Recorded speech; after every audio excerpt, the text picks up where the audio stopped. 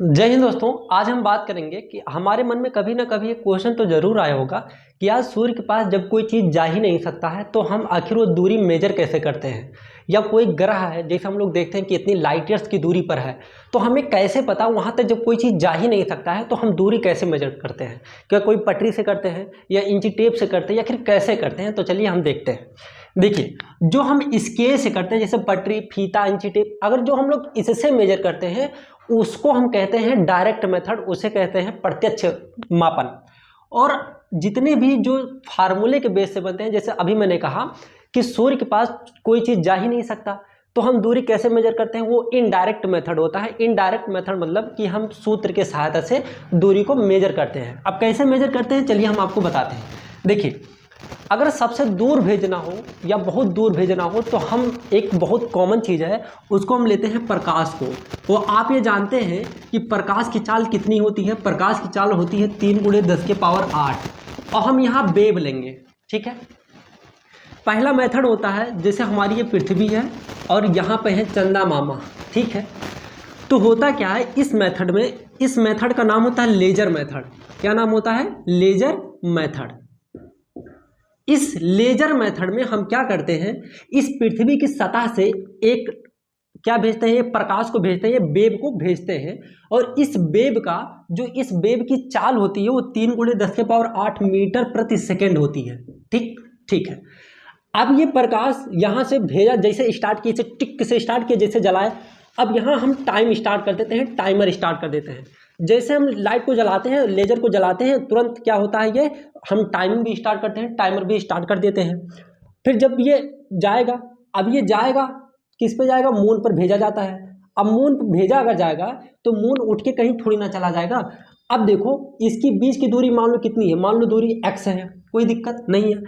ठीक है, अब ये दूरी जब भेजा गया, मतलब वेव को भेजा गया, तो ये टकरा के वापस आएगा, जिसे हम कहते हैं प्रकाश का परावर्तन। अभी आप लोगों ने तो पढ़ा होगा क्लास 10 में कि प्रकाश का परावर्तन क्या है। अब प्रकाश के परावर्तन के कारण ही हम लोग दूरियों का मेजर करते हैं। कैसे करते हैं, ध्यान से देखिए। हम लोग क्या करते हैं, प्रकाश को भेजे तो ये x दूरी गया और मून पे टकरा के वापस चला आया, मून पे टकरा कर वापस चला आया इसी धरती पर। तो जितनी दूरी x पे गया उतनी दूरी x पे चला आया। और आप लोगों ने बचपन में एक तो फार्मूला पढ़ा होगा, क्या, कि चाल बराबर क्या होता है, चाल बराबर होता है दूरी बटा समय। हाँ सही, तो पढ़े हैं, चाल बराबर दूरी बटा क्या होता है, समय होता है। स्पीड इक्वल टू क्या होता है, डिस्टेंस अपॉन टाइम। तो डिस्टेंस इक्वल टू क्या होगा, दूरी इक्वल टू क्या होगा, समय का मल्टीप्लाई कर देंगे तो टाइम इंटू क्या हो जाएगा, स्पीड। कोई दिक्कत नहीं है। देखो, एक बार तो दूरी इधर से गया मतलब x, फिर उधर से दूरी आया फिर x।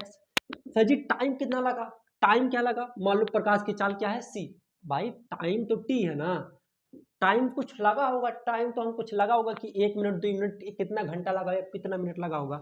हम टाइमर बता देगा कि जाने में और आने में कितना समय उसको लगा। कोई दिक्कत नहीं है।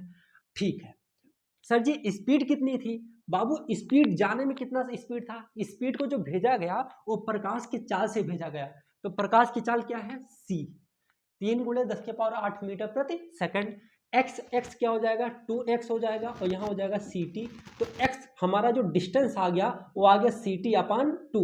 अब आपको ये इस फार्मूले से आप ये बता सकते हैं कि हमारी जो पृथ्वी है और ये हमारा जो मून है, इनके बीच की डिस्टेंस कितनी है। इस लेजर मेथड की सहायता से हम विद इन सेकंड बता सकते हैं कि इसकी डिस्टेंस कितनी है।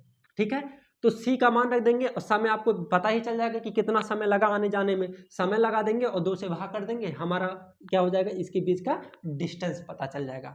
रडार मेथड में यह होता है कि एक ठो रडार लगा होता है, इसे एकदम ताकता है, इसे देखता है, ऊपर लगा है।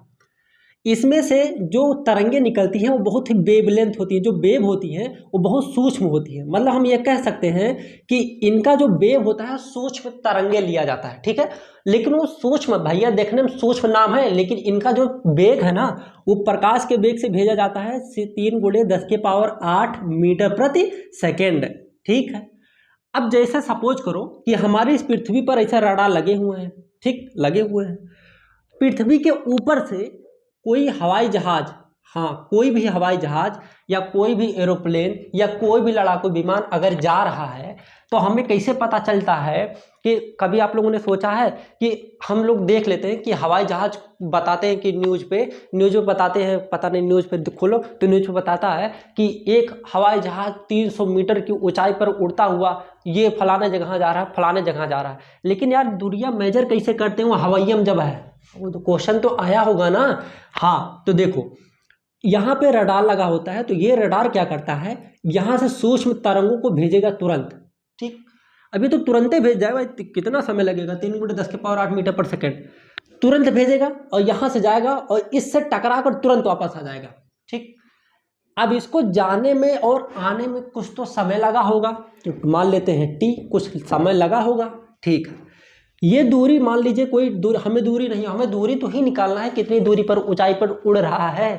तो मान लीजिए x और आने में भी x, तो फिर वही उस फार्मूला, दूरी इक्वल टू क्या होगा, स्पीड इनटू टाइम।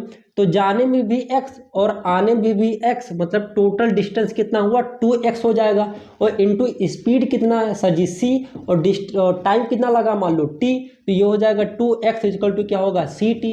तो x इक्वल टू क्या होगा ct/2। हमें t भी मालूम, c भी मालूम, 2 से भाग कर देंगे, हमको ये तुरंत पता चल जाएगा कि सर जी ये हवाई जहाज या कोई भी लड़ाकू विमान कितनी ऊंचाई पर उड़ रहा है। कोई दिक्कत नहीं है सर, कोई दिक्कत है नहीं है। अच्छा एक आता है, चलो बस इसी पे बंद करते हैं, एक अलग वीडियो बनाएंगे, तब तक के लिए जय हिंद जय भारत।